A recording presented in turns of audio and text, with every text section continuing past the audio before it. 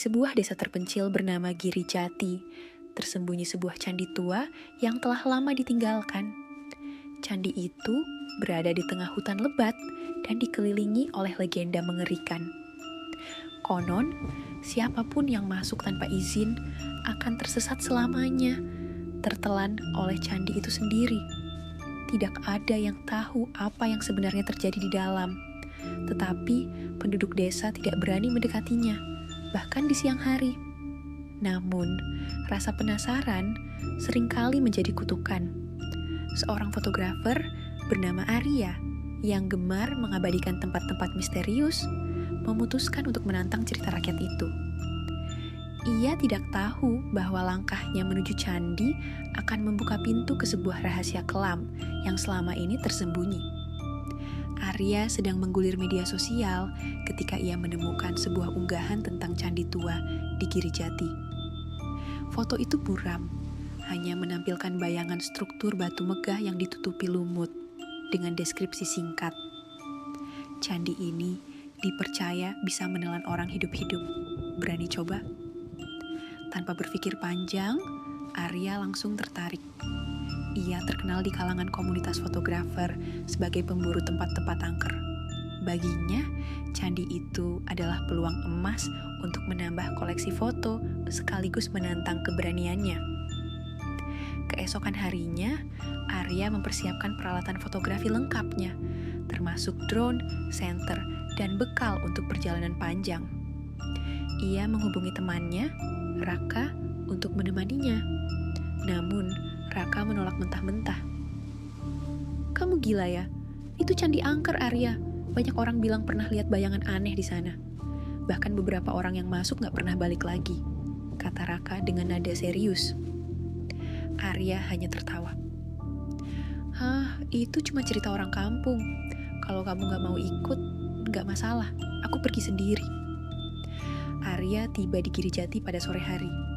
Desa itu tampak sunyi, dengan rumah-rumah kayu yang tua dan jalanan berbatu. Penduduk desa memandang Arya dengan tatapan curiga saat ia bertanya tentang arah ke candi. Seorang pria tua bernama Pak Wiryo akhirnya memberanikan diri berbicara. "Nak, jangan pergi ke sana. Candi itu bukan tempat untuk manusia. Banyak yang sudah hilang di sana. Kalau tetap mau pergi, jangan salahkan kami kalau sesuatu terjadi," katanya dengan nada peringatan. Arya hanya tersenyum dan berterima kasih atas peringatannya. Ia tidak percaya pada takhayul. Dengan peta sederhana yang diberikan Pak Wiryo, Arya memulai perjalanan menuju hutan. Hutan di sekitar candi terasa mencekam. Pohon-pohon tua dengan akar besar mencuat dari tanah, dan suara burung hantu menggema di udara. Kabut mulai turun, membuat jarak pandang semakin terbatas. Setelah berjalan sekitar 1 jam, Arya akhirnya melihat candi itu. Struktur batu besar dengan ukiran kuno berdiri megah di tengah hutan. Meski sudah dilapisi lumut dan tumbuhan liar, candi itu masih memancarkan aura yang misterius. Namun, ada sesuatu yang aneh. Udara di sekitar candi terasa berat, seperti ada energi yang menekan. Arya merasa merinding, tetapi ia mengabaikannya. Ia mulai mengambil foto dari berbagai sudut, mencoba menangkap keindahan candi dalam lensanya. Saat sedang memotret, Arya melihat sebuah pintu kecil di bagian bawah candi. Pintu itu sebelumnya tertutup, tetapi sekarang terbuka perlahan dengan suara berderit, seperti ada yang mengundangnya masuk. "Menarik," gumam Arya sambil mengarahkan senter ke dalam pintu. Di balik pintu terlihat sebuah lorong batu sempit yang menurun. Rasa penasaran menguasainya, dan ia memutuskan untuk masuk. Lorong itu gelap dan pengap, dengan dinding yang dingin dan basah. Langkah Arya bergema, dan udara semakin dingin saat ia melangkah lebih dalam. Setelah beberapa meter, lorong itu terbuka ke sebuah ruangan besar dengan relief-relief kuno di dindingnya. Namun, relief itu bukan ukiran biasa.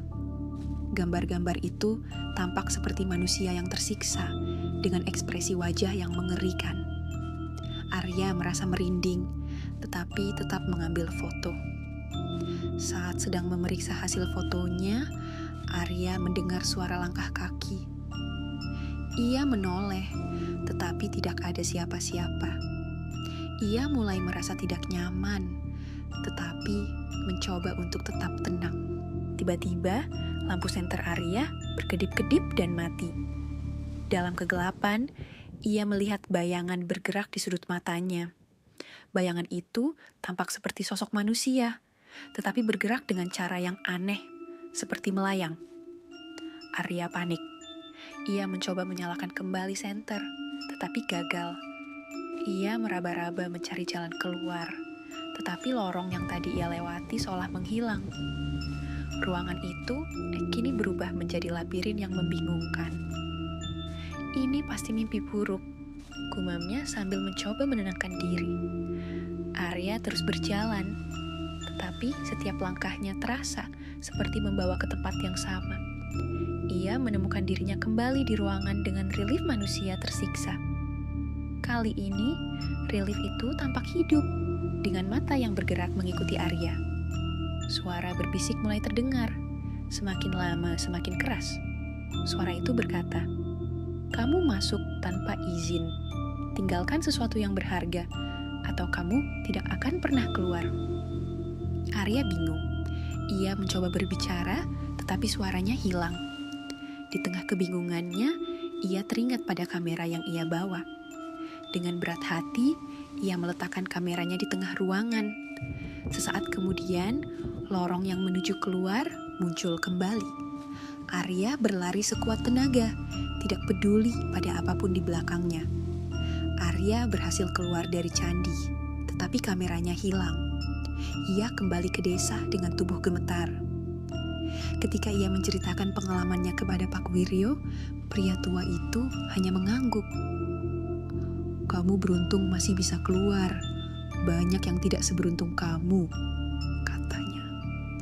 Arya tidak pernah kembali ke candi itu. Foto-foto yang ia ambil di ponselnya juga hilang secara misterius.